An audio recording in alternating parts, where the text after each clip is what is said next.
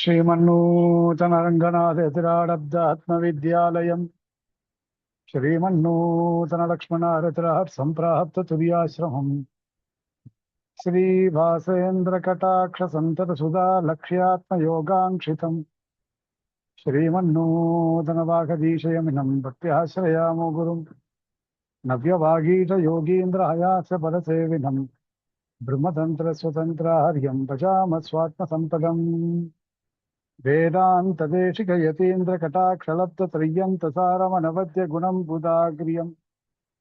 नारायणाद्यैतूर्यकृपाभिषिक्तम् श्रीरङ्गनाथेतिशेखरमाश्रयामः श्रीमद्वेदान्तरामानुजयति कृपया रङ्गिणी न्यस्तभारम् तत्सम्प्राप्तागमान् तद्विषयमनुगुणम् शिष्टता पूर्णमग्र्यम् श्रेष्ठ श्रीरङ्गरामानुजमुनिकरुणालब्धमोक्षाश्रमम् तम् सत्त्वस्थम् श्रीवराहगम् यतिवरमनघम् देशिकम् संश्रयामि श्रीमल्लक्ष्मणयोगीन्द्रसिद्धान्तविजयध्वजम् विश्वामित्रकुलोद्भूतं वरदार्यमहं भजे श्रीमान् वेङ्कटनाथार्य कवितार्किककेसरी वेदान्ताचार्यवर्यो मे सन्निधत्तां सदा हृदि यो नित्यमच्युतपदाम्बुजयुग्मरुग्मव्यामोहतस्तवितराणि तृणाय मेने अस्मद्गुरोर्भगवतोऽस्य दैकसिन्धोः रामानुजस्य चरणौ शरणं प्रपद्ये सम्यग्न्यायकलापेन महता भारतेन च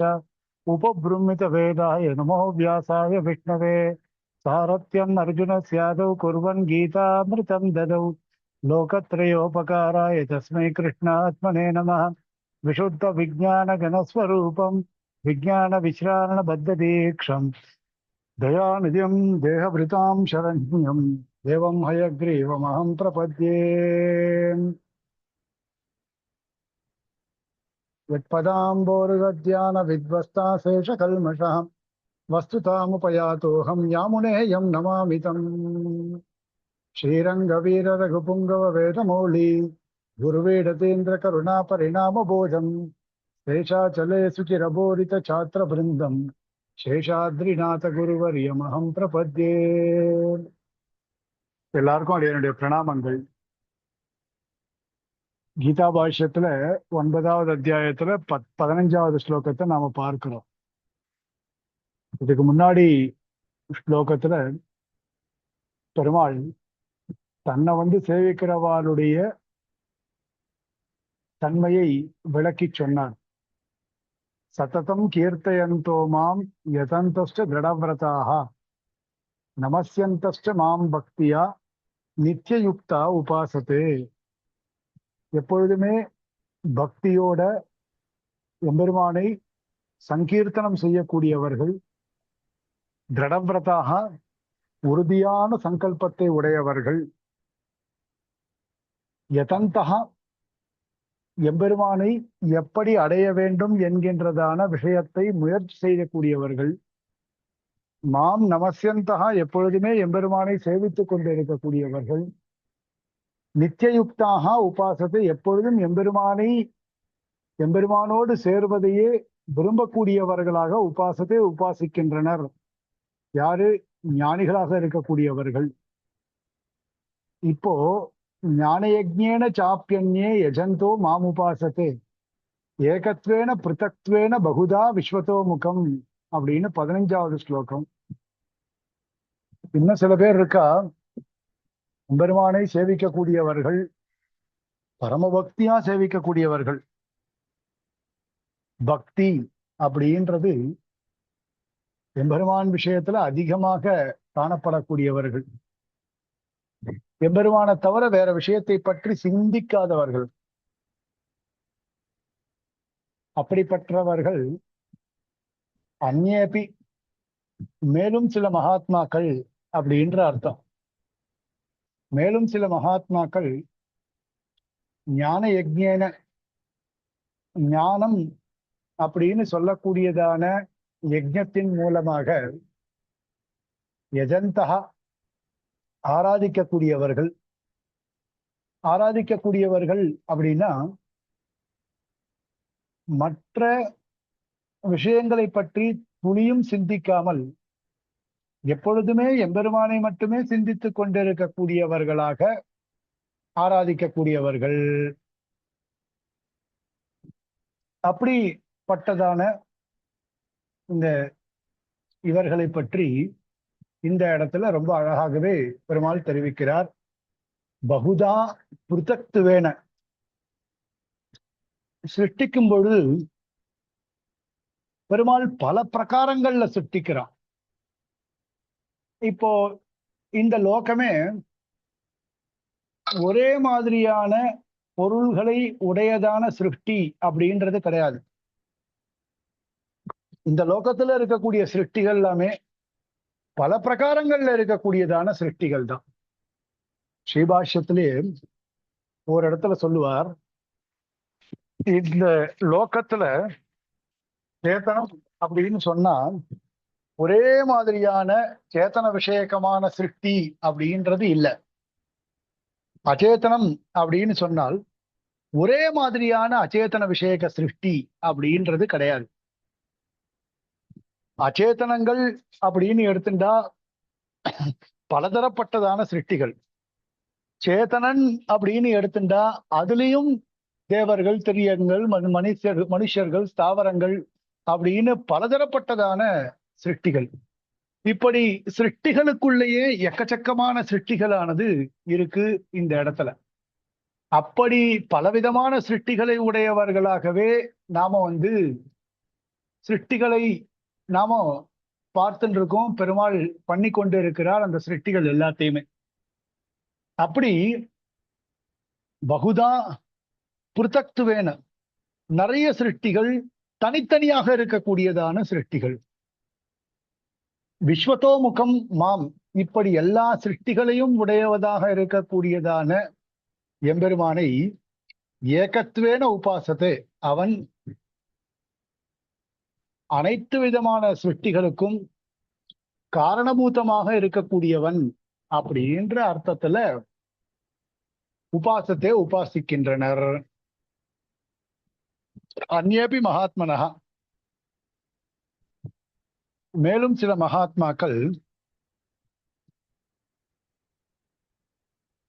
பூர்வோக்தைஹி கீர்த்தனாதிபிகி ஞானாக்கியேன யஜ்ஞேனச்ச, முன்னாடி சொன்ன கீர்த்தனங்கள் முதலானவற்றோடு சேர்த்து ஞானாக்கியேன யஜ்ஞேன, ஞானம் என்று சொல்லக்கூடிய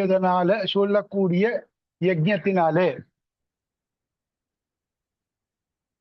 ஞானம் என்று சொல்லக்கூடியதான யஜ்ஞத்தினாலே யஜந்தோ மாம் உபாசத்தை, அப்படி அந்த யஜ்ஞத்தினாலே ஆராதனம் செய்யக்கூடியவர்களாக மாம் யஜந்தே. சரியா வரல, அப்படியா? இப்போ ஒரே ஒரு நிமிஷம், ஒண்ணுதான் அந்த அந்த வைஃபை இன்னும் ஒரே நிமிஷம் இந்த ஒரே ஒரு நிமிஷம் இந்த வைஃபை வரல.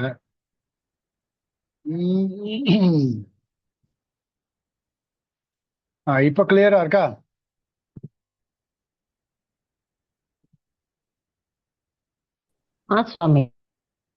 இப்ப கொஞ்சம் பரவாயில்லையா? இருக்கு சுவாமி.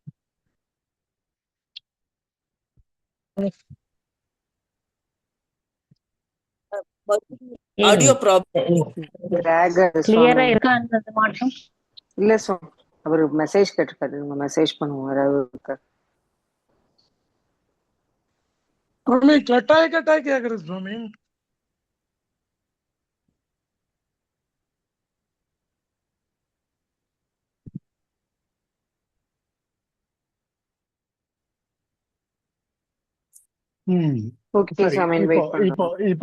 இப்போ பாருங்க, இப்ப கேக்குறதா? இப்போ அதே மாதிரிதான் இருக்கா? ஒரே ஒரு நிமிஷம் நான் உள்ள போய் உட்காந்துக்க முடியுமான்னு பாக்கிறேன்.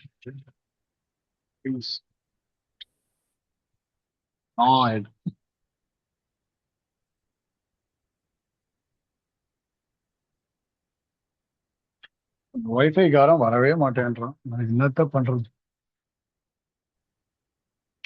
வைஃபையே ஒர்க் ஆகல. இந்த வைஃபை, வாசல் வைஃபை இப்போ அவன் வரவே மாட்டேன்றான். அவன் அப்படியே ஒரே ஒரு நிமிஷம். வாசல்ல வைஃபை ஒர்க் பண்ணல.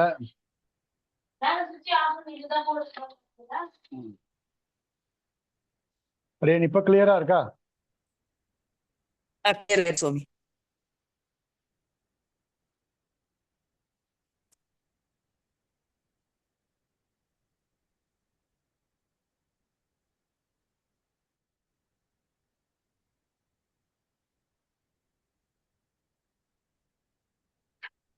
அப்படியே இப்ப பாருங்க. சுவாமி கேக்குறது சுவாமி சொல்ல.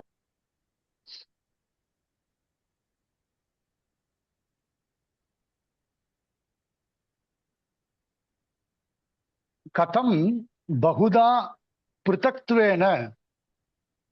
இன்டர்நெட் பேண்ட்வித் இஸ் வெரி லோவா? கேட்டு இருக்கு சுவாமி. இப்போ கேட்டு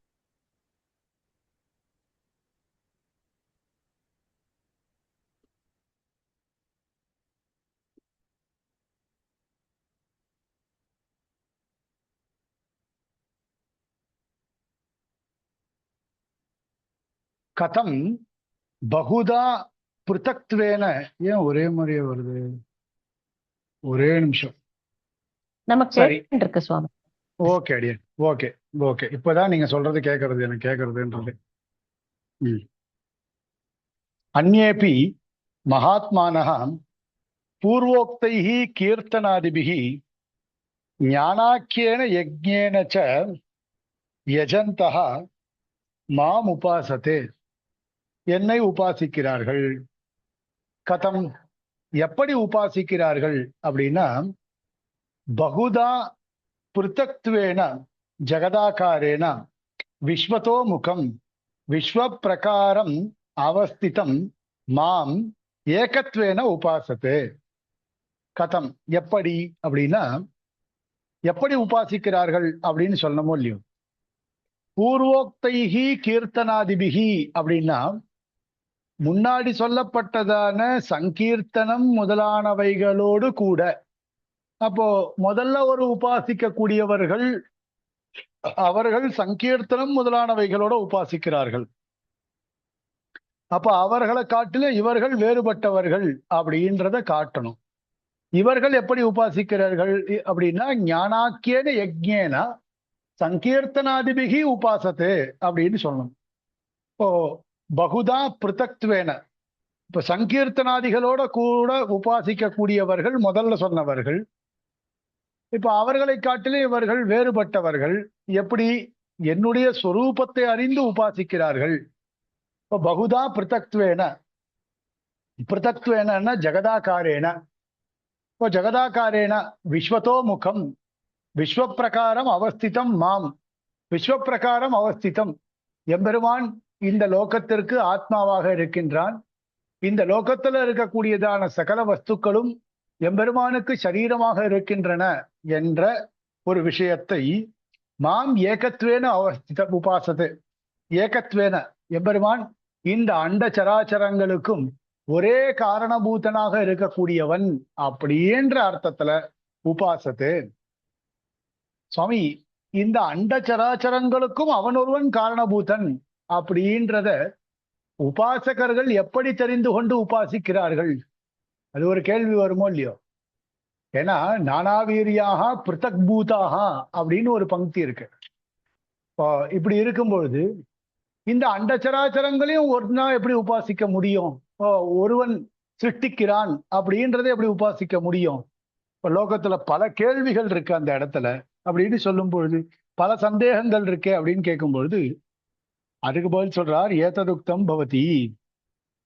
பகவான் வாசுதேவ ஏவ நாமரூப விபாக அனர்க அதிசூக்ஷ்ம சிதச்சித் வஸ்து சரீரசன் சத்யசங்கல்பா விவித விபக்த நாமரூப ஸ்தூல சிதச்சித் வஸ்து சரீரஸ்யாம் இதி சங்கல்பிய ச ஏகையேவ தேவதிரியங் மனுஷ்ய ஸ்தாவராக்கிய விசித்திர ஜகத் சரீரத விசித்திர ஜெகத் சரீராவதிஷ்டதே இத்தி அனுசந்ததானாச்ச மாம் உபாசதே இதி. அதுக்கு ஏற்கனவே இந்த விஷயங்கள்லாம் சொல்லிட்டோம். இருந்தாலும் அந்த விஷயத்தை தெரிவிக்கிறேன். ஏததுக்தம் பவதி. இப்போ இந்த கேள்விகள் எல்லாத்துக்கும் பல கேள்விகள் இருக்கு இந்த இடத்துல. அந்த ஒவ்வொரு கேள்விக்கும் ஏத்தா போல பதில் சொல்றாரு இந்த இடத்துல பாஷ்யக்காரர். ஏததுக்தம் பவதி அப்படின்னு சொல்லும்போது பெருமாள் காரணபூதனா இருக்கான். சர்வ வஸ்துக்களுக்கும் காரணபூதனாக பெருமாள் இருக்கான். இப்போ காரணபூதனாக இருக்கக்கூடியவன் காரியங்களாக எப்படி ஆக முடியும்?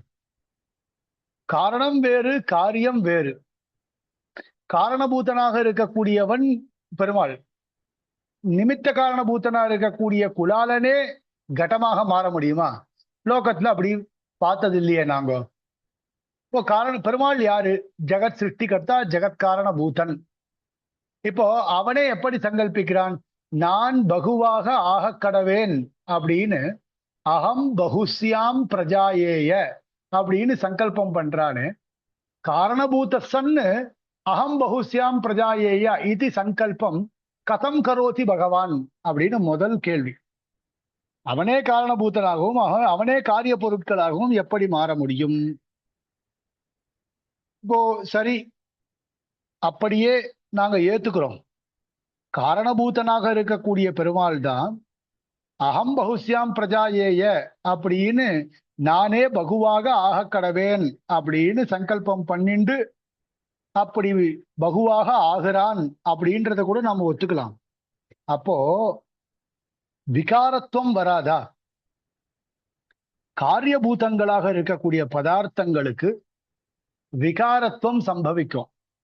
அப்போ பெருமாளுக்கும் விகாரத்துவம் வராதா? விகாரத்துவத்தை ஒத்துக்கொண்டால் கர்மவசியத்துவம், சம்சாரத்தில் இருக்கக்கூடிய அபுருஷார்த்தங்கள் இதெல்லாம் பெருமாளுக்கு வருமே கண்டிப்பா. அபுருஷார்த்தங்களுக்கு ஆளாகி இருக்க வேண்டுமே பெருமாள். இப்போ இதெல்லாம் எப்படி? ரெண்டாவது, இப்போ அகம் பகுஸ்யாம் பிரஜாயேய அப்படின்னு சொன்னதுனால இப்போ பகுவாக ஆக கடவேன்னு அவரே சொல்லிட்டார். அப்போ பலவிதமாக பல பிரகாரங்கள்ல இருக்கக்கூடியவனை நீங்க ஏகத்வேன உபாசத்தே அப்படின்னு சொல்றேலே, அது எப்படி முடியும்? அவனே தன்னை நான் பலவாக இருக்க கடவேன் அப்படின்னு ஒத்துண்டான். இப்ப நானே பலவாக இருக்கிறேன்னு சொல்லிட்டு அப்படி தன் வாயாலேயே பலவாக இருக்க கடவேன்னு சொன்னவனை ஏகத்வேன உபாசத்தே அப்படின்னு எப்படி ஒரு விதமாக ஒரு உபாசனம் ஒன்னா எப்படி உபாசனம் பண்ண முடியும்? மூணாவது, இப்போ ஸ்லோகம் எப்படி இருக்கு? நேரடியா ஸ்லோகத்தை பார்த்தால் ஞான யஜ்ஞேன சாப்பியன்யே யஜந்தோ மாம் உபாசத்தே ஏகத்வேன பிருத்தக்த்வேன பகுதா விஸ்வதோமுகம் அப்படின்னு இருக்கு.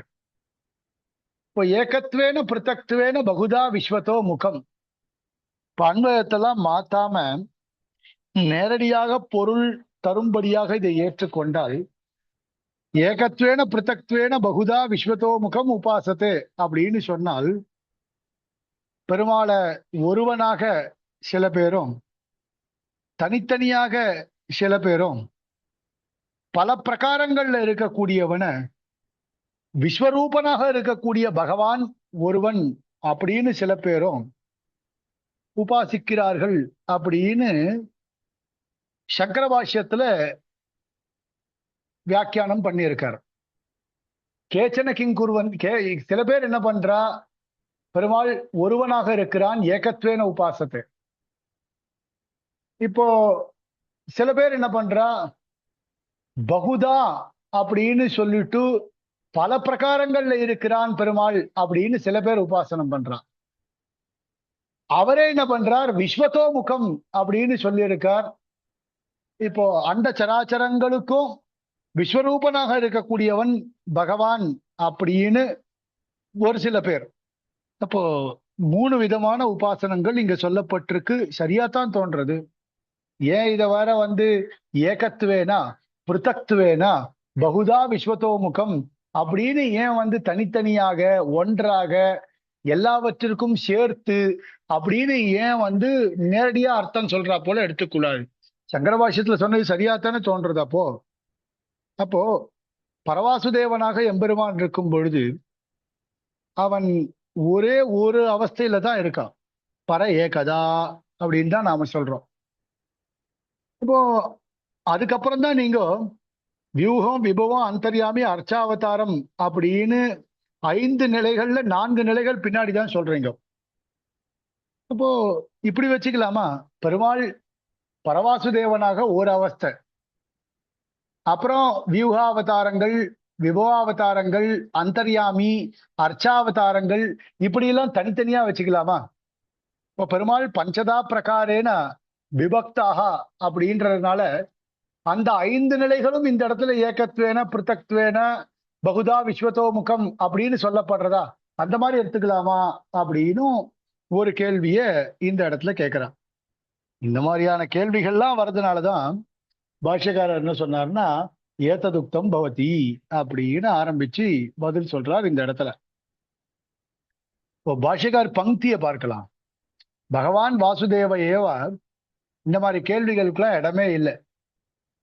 பகவான் வாசுதேவ ஏவ பெருமாள் ஒருத்தர் தான், அவன்தான் அதாவது வாசுதேவன் தான். பரவாசுதேவனாக இருக்கக்கூடியவன் ஸ்வேச்சையா ஸ்வீய சங்கல்பாத்து வியூகாவதாரங்களாகவும் விபவாவதாரங்களாகவும் அந்தர்யாமி அர்ச்சாவதாரங்களாகவும் அவதரிக்கிறான். அவனே தான் எல்லாமே. ஆகையினால இதுல இந்த அவதாரங்கள்ல பேதம்ன்றது கிடையாது. பரவாசுதேவன் என்பது தனி, மற்றவைகள் தனி அப்படின்ற அர்த்தங்கள்லாம் இங்க கிடையாது. அதனால பகவான் வாசுதேவா ஏவா, அந்த பெருமாளாக இருக்கக்கூடிய வாசுதேவனாக இருக்கக்கூடிய ஒருவன் சூக்ஷ்ம சிதச்சித் விசிஷ்டம் காரணம் பிரம்ம, ஸ்தூல சிதச்சித் விசிஷ்டம் காரியம் பிரம்ம, அப்படி இரண்டாக ஆகிறான். சூக்ஷ்ம சிதச்சித் விசிஷ்டம் காரணமாகவும் ஸ்தூல சிதச்சித் விசிஷ்டம் காரியமாகவும் ஏகமேவ பிரம்ம பரிணமத்தே. சூக்ஷ்மாவஸ்தையில இருக்கும் பொழுது காரணபூதங்களாகவும் ஸ்தூலாவஸ்தையில இருக்கும் பொழுது காரியபூதங்களாகவும் பெருமாள் பரிணமிக்கின்றான். இப்ப சூக்ஷ்மாவஸ்தான்னா என்ன, ஸ்தூலாவஸ்தான்னா என்ன? வஸ்துக்களுக்கு 2 விதமான அவஸ்தைகள். ஏகசைவ வஸ்துனஹா சூக்ஷ்ம அவஸ்தா ஸ்தூல அவஸ்தா அப்படின்னு அவஸ்தாத்வயம் இருக்கு. சூக்ஷ்ம அவஸ்தா அப்படின்னா நாமரூப விபாக அனர்கமாக அதிசூக்ஷ்மமாக இருக்கக்கூடியதான காரண அவஸ்தா. ஸ்தூல அவஸ்தா அப்படின்னு சொல்லும் பொழுது நாமரூப விபாக அருகமாக இருக்கக்கூடியதான ஸ்தூல அவஸ்தா.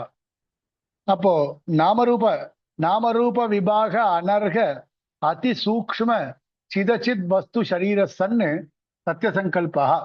நாமரூப விபாக அனர்க, நாமோ ரூபம் இவைகள் இல்லாததான நாமரூப விபாக அனர்கங்களாக இருக்கக்கூடிய அதிசூக்ஷ்ம ரொம்ப சூக்ஷ்மமா இருக்கக்கூடிய சிதச்சித் வஸ்து ஷரீர சன், இந்த சித்து அச்சித்து இந்த மாதிரியான வஸ்துக்களை சரீரமாக உடைய அந்த பரமாத்மாவானவன் சத்தியசங்கல்பா விவித விபக்த நாம ரூப. அப்போ சத்தியசங்கல்பனாக இருக்கக்கூடியவன் தன்னுடைய சங்கல்பத்தின் பேர்ல விவிதமாகவும் பலவிதமாக விபக்த பிரிக்கப்பட்டதான நாமரூப, நாமோ ரூபம் இவைகளை உடையதான ஸ்தூல சிதச்சித் வஸ்து சரீரா, ஸ்தூல சிதச்சித் வஸ்து சரீரகனாக மாறுகின்றான். அப்ப சூக்ஷ்ம சிதச்சித் வஸ்து சரீரகனாக இருக்கக்கூடிய பரமாத்மா காரணபூத்தனாகவும் ஸ்தூல சிதச்சித் வஸ்து சரீரகனாக இருக்கக்கூடியதான பரமாத்மா காரியபூத்தனாகவும் ஆகிறான். அதுவும் எப்படி? சூக்ஷ்ம சிதச்சித் வஸ்து சரீரகனாக இருக்கக்கூடிய பரமாத்மா தானே அகம் பகுஸ்யாம் பிரஜாயேய அப்படின்னு ஸ்தூல சிதச்சித் வஸ்து சரீரகனாக ஆகிறான்.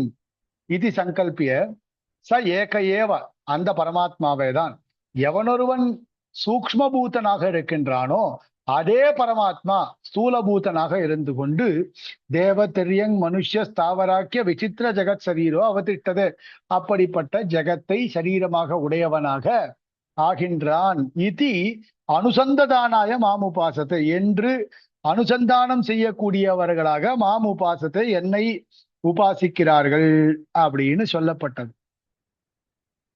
இங்க 5 கேள்வி கேட்டாலோ இல்லையோ, அந்த 5 கேள்விக்கு பாஷ்யக்காரர் பதில் சொல்றார். அதாவது பாஷ்யக்காரருடைய திருவுள்ளத்தை சுவாமி தேசிகன் தாத்பரிய சந்திரிகைகள்ல விளக்கி சொல்றார். இத எப்படி அப்படின்னால், காரிய அவஸ்தையில காரணாவஸ்தையில ஏகத்வேனா இருக்கக்கூடியவன் காரியாவஸ்தையில பகுதா எப்படி மாறுகின்றான் அப்படின்னு முதல் கேள்வி. காரணாவஸ்தையில இருக்கக்கூடியவன் காரியாவஸ்தையில பகு பிரகாரங்களாக ஆக முடியும் எப்படி? நாமரூப விபாக அனர்க அதி சூக்ஷ்மமா இருக்கிறபடியினால காரணாவஸ்தையில ஒன்னாக இருக்கான். அவனே நாமரூப விபாக அர்ஹமா ஆயிட்ட பிறகு, அதாவது இது செங்கல், இது சோஃபா, இது ஃபேனு, இது ஊஞ்சல், இது லேப்டாப் அப்படின்னு நாமரூப விபாகங்களோட கூடிய வஸ்துக்களாக மாறும் பொழுது அவன் ஒவ்வொன்றிலும் தனித்தனியாக இருக்கிறான். ஆகையினால காரணாவஸ்தையில் இருக்கும் பொழுது ஒருவனாகவும் காரியாவஸ்தையில் இருக்கும் பொழுது பல பிரகாரங்களாகவும் இருக்கிறான் அப்படின்றது இந்த இடத்துல சொல்லப்படுறது. இப்போ எம்பெருமானுக்கு ஷாட்குண்யாது வாசுதேவா பரைதி பகவான் அப்படின்னு ஸ்லோகங்கள் இருக்கு. இப்போ ஞானம், சக்தி, பலம், ஐஸ்வர்யம், வீரியம், தேஜஸ் அப்படின்ற 6 குணங்கள். இதுல இந்த 6 குணங்கள்ல ஷாட்குண்யாது வாசுதேவா, இந்த 6 குணங்களும் முழுமையாக எங்க பொருந்தி இருக்கின்றது அப்படின்னா பரவாசுதேவனிடத்துல முழுமையாக இருக்கு. அப்புறம் லோக சிருஜனனாய, இந்த லோகத்தை சிருஷ்டிப்பதற்காக பெருமாள் வியூகாவதார மூர்த்திகளாக வரான். எப்போ? சங்கர்ஷண பிரத்யும்ன அனிருத்தாள் அப்படின்னு. சங்கர்ஷண இடத்துல ஞானம் சக்தி, பிரத்யும்ன இடத்துல ஞானசக்தி பலம் ஐஸ்வர்யம், அனிருத்தன் இடத்துல வீரியம் தேஜஸ் என்பதாக இந்த 6 குணங்களும் 2 பிரிக்கப்படுகிறது சங்கர்ஷண பிரத்யும்ன அனிருத்தாள் இடத்துல.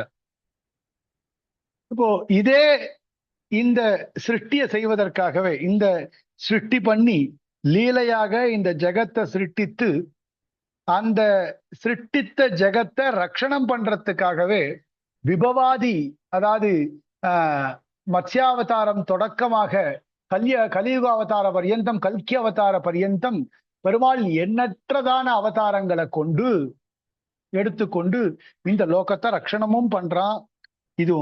இது மட்டும் இல்ல, ஒவ்வொரு அங்குஷ்ட மாத்திர பிரமிதா மத்திய ஆத்மனி திட்டன்னு ஒவ்வொரு ஆத்மாக்குள்ளையும் அந்தர்யாமியாக, ஒவ்வொரு ஜீவாத்மாக்குள்ளையும் அந்தர்யாமியாக இருந்து கொண்டு அவைகளையும் வழிநடத்தி செல்கின்றான் அந்தர்யாமி அவஸ்தையில. இது மட்டும் இல்ல, சகல மனுஜனயன விஷயத்தாங்கதா அப்படின்னு அர்ச்சாவதார திருமேனியாகவும் இருந்து கொண்டு இந்த லோகத்தை ரட்சணம் பண்றான். அப்போ காரணத்வேன ஏவ சன்னு காரியத்துவேன பகுதா பரிணாமஸ்து யுஜ்யதே.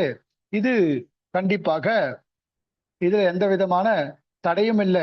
காரண நிலையில் ஒருவனாகவும் அந்த பரமாத்மாவே காரிய நிலையில் பலவாக இருப்பதற்கு எந்த விதமான தடையும் இல்லை அப்படின்றதும் சொல்லப்படுறது இந்த இடத்துல.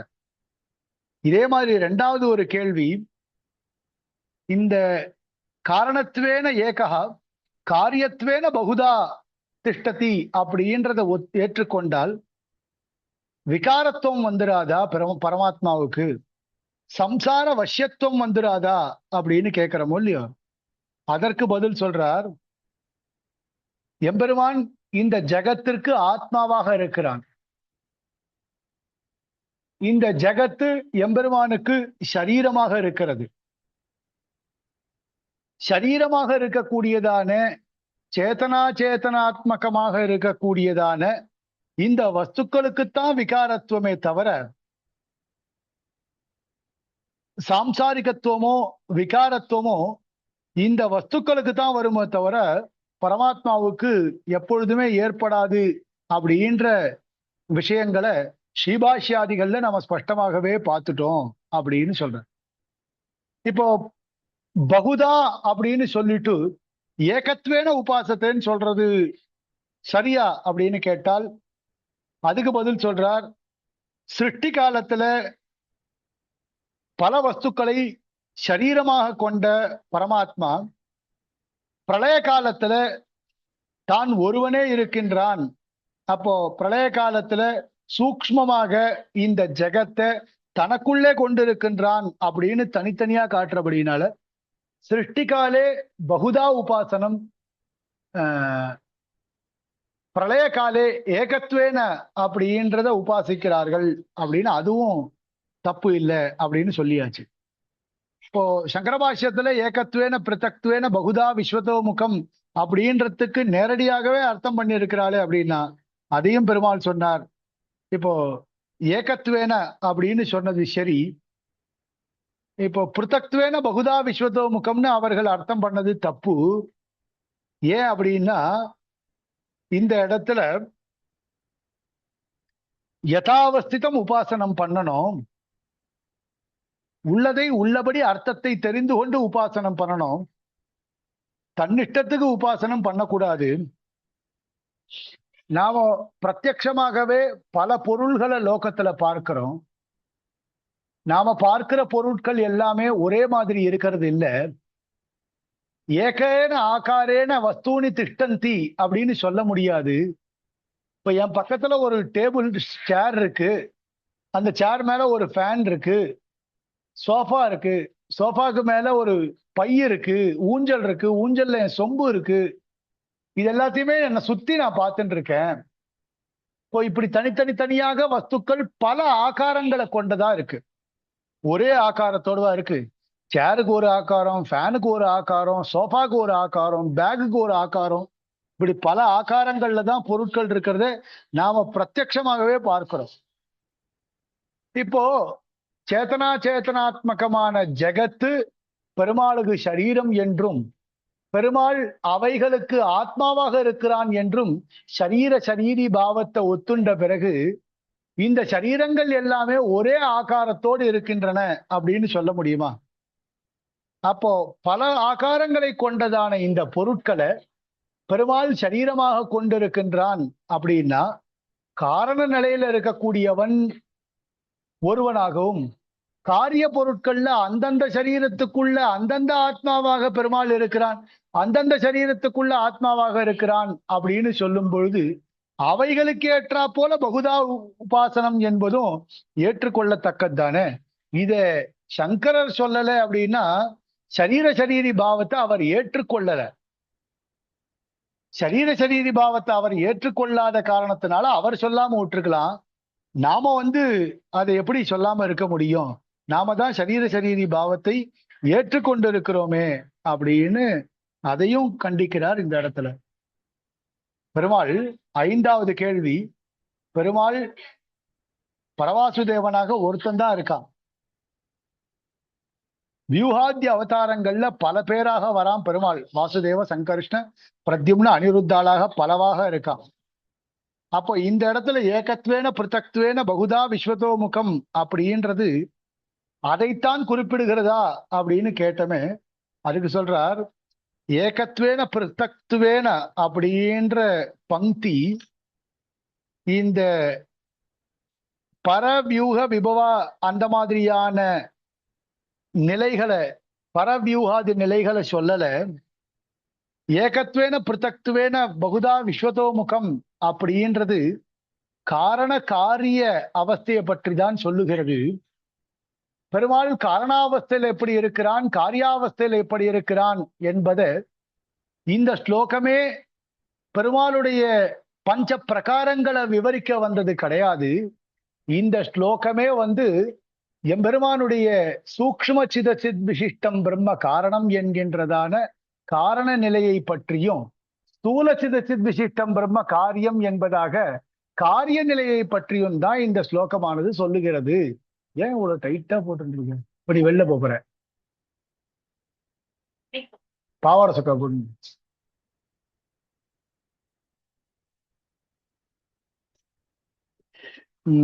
ஆகையினால இப்படிப்பட்ட எம்பெருமானை ஞான யஜ்ஞத்தினால ஞானிகள் உபாசிக்கிறார்கள் அப்படின்றத இந்த ஸ்லோகத்தின் மூலமாக 15வது ஸ்லோகத்தின் மூலமாக விவரிக்கிறார் ஸ்ரீபாஷ்யக்காரர். இதோட இருக்கட்டும், நாளைக்கு 16வது ஸ்லோகத்தை பார்க்கலாம். நாளையிலேருந்து கொஞ்சம் வேகமா பார்க்கலாம். ஒரு நாளைக்கு 3 ஸ்லோகம் 4 ஸ்லோகம் அப்படின்றத பார்த்தா தான் இது பூர்த்தி ஆகும்.